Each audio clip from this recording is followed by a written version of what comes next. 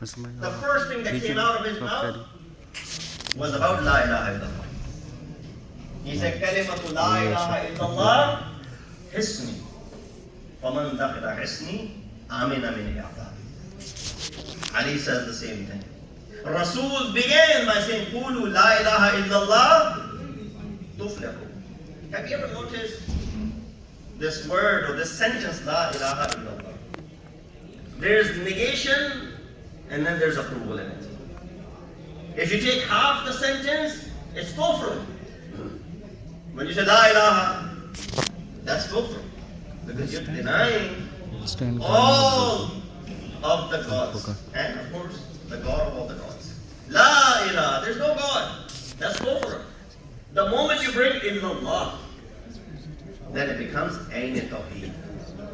How the sentence from being kufr becomes the epitome of Tawheed. That there's no God except Allah subhanahu wa ta'ala. Here there's a phenomenon which is being taught to us. That tu'rif al-ashya bi azdadiha.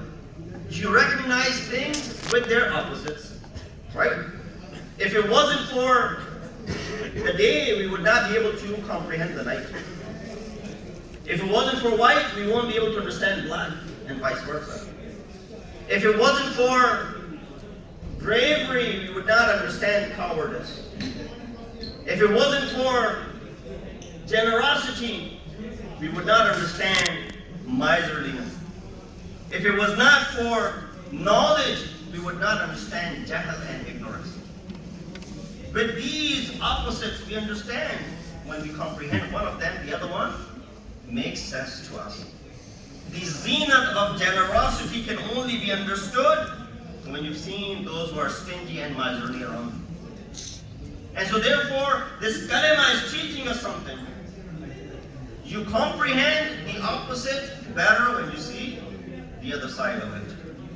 And with this, it brings me to the point that you cannot comprehend purity unless you've seen impurity.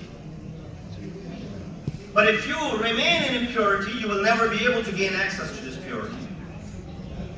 And that's why people have a hard time understanding Ahl-e-Bait. Under the ayat which says, إِنَّمَا يُرِيدُ اللَّهُ لِيُذْهِبَ عَنْكُمُ الرِّجْسَ أَهْلَ الْبَيْتِ وَيُطَهِّرَكُمْ تَطْهِيرًا. Allah Salam. You understand rijs, and then you'll understand the taharat of Ahl-e-Bait. You remove rijs from yourself, only then you'll be able to you'll be given the nur to comprehend and understand the taharat of Ahl-e-Bait. But as long as this ignorance, this jahl, this impurity lies in you, you will not be able to understand the taharat Ali possesses and Ahl-e-Bait possess. And that is the reason. This means that whoever is away from Ahl-e-Bait, that is closest to the rijs. And those who are close to Ahl-e-Bait, they are close to purification and tahara. Allah. And one of the ways of attaining that tahara is of course dhikr of Ahl-e-Bait. Amir al-Mu'mineen, he said, dhikruna Ahlul-Bait, our zikr. The zikr of us, Ahl-e-Bait, shifa'un min al-'alali or min al-'ilali wal-isqami wa waswas al-raybi of as-sudur. Don't think these are just verbiages. These are just words and far-fetched kalimat. There's scientific proof of that as well. That the water upon which Quran is recited and the water upon which Quran is not recited. If you have the mechanism to go ahead and see the particles and zoom into it, you will see a difference between the two waters. That's the power of these words. I'll give you another example. The moment two people who are not mahram to one another, the moment the word, the sigha of nikah is recited, they become mahram to one another. That's the power of the word. A moment a person who was even najis according to some beliefs whose zabiha was not permissible, nikah to him was not allowed, the moment utters shahadatain, the power of the words. Now this person is muhtaram.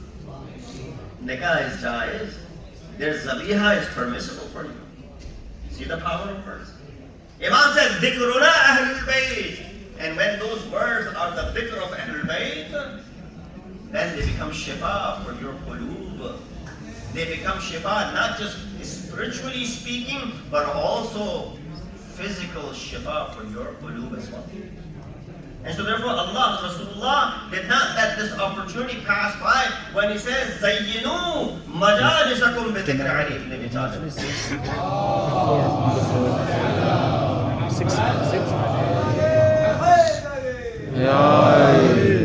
He said, embellish your gatherings with the dhikr of Ali, the mention of Ali, the talk of Ali, the words of Ali, the character of Ali, kirdar, raftar, guftar of Ali, all of that is dhikr Ali.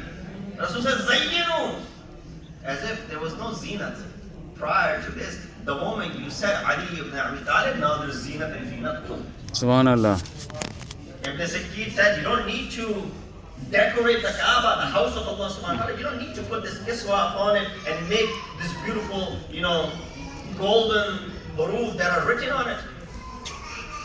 This doesn't add to the beauty that Kaaba already possesses. Why Allah called it to be Baytullah? Allah called it to be His house. This Ya which is associated with the house of Allah subhanahu wa ta'ala, that is enough for the zinat and the beauty of the house. Same thing over here.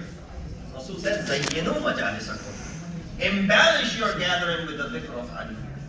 So when we do the dhikr of Ali, why people have issues? That all you do is dhikr of Ali. If Rasul had stopped over here, would we not have taken the hadith? Absolutely. But Rasul knew there will be questions raised tomorrow. Why should we do the dhikr of Ali? What is the daleel? Everybody asks for a daleel nowadays. Where's the proof of all of this? So Rasul knew when the proof will be asked, just tell them, فَإِنَّ ذِكْرَهُ ذِكْرِي. Because when you remember Ali, you remember me. When you do his dhikr, you do my dhikr. Rasul could have stopped over there. But he knew there were people that come tomorrow, they'll say, no, don't even do the dhikr of Rasul. Why? He's dead. And a dead person cannot help you at all. I'm sure many of you have experienced, you stand on the grave of Rasulullah. First of all, it's very difficult to stand. They won't let you stand. And if you were to go ahead and raise your hand for dua, they said, no, turn around, face the Kaaba and make dua. While their own Qadi Ayyab, in his book Shifa, when Mansur Dawaniki walked into Masjid al-Nabawi, if you've gone to Masjid al-Nabawi, you know if you're facing Kaaba in this way, the zari is on your left hand side, right? He walked in and he started making dua out loud. Imam Malik was there. He said to him, Ya Amir al-Mu'mineen, La tarfa'u aswatukum fawqa sawti al-Nabi. Oh, Amir al-Mu'mineen, according to him, don't raise your voice on the voice of Rasulullah. The same concept that Mansur had in his mind as well. Imam Malik is correcting him. He said, is he not dead? Rasul is dead. If he was alive, yes, I would have kept my voice down. But he's dead. Well, what's wrong with raising the voice now? He said, no. Hurmatuhu hayyan, hurmatuhu mayyitan ka hurmatihi hayyan. The hurmat of Rasulullah after his death is similar to the hurmat and the reverence of Rasulullah when he was alive. It doesn't change a bit. Therefore, لا ترفعوا أصواتكم فوق صوت النبي. Don't raise your voice above the voice of Rasulullah. أن تحبط أعمالكم, lest your amal are void and null. So then Mansur calmed down a bit. He said to Imam Malik, then how should I make dua? Should I face the Kaaba or should I turn to Rasulullah? Imam Malik gave a beautiful reply. He said, Lima tusafrif wajhaka anhu. Why you turn your face away from him? while your Aba wa Ajdad and the previous Anbiya all turned to him. Everybody turned to Rasulullah when they made their dua. Ulama tusarrif wajhaka anhu. Don't turn your faces away from him. So Rasul could have stopped at this point, that his dhikr is my dhikr, but tomorrow people will come up and say, no, Rasulullah is dead. So he continued the hadith. He said, فَإِنَّ ذِكْرِي ذِكْرُ اللَّهِ. When you remember me, you remember Allah subhanahu wa ta'ala. وَذِكْرُ اللَّهِ إِبَادَةً. And when you remember Allah, it's like you're doing the ibadat of Allah subhanahu wa ta'ala. So if you were to look at this hadith, dhikru Ali, dhikrullah, which is ibadah. Salawat Muhammad.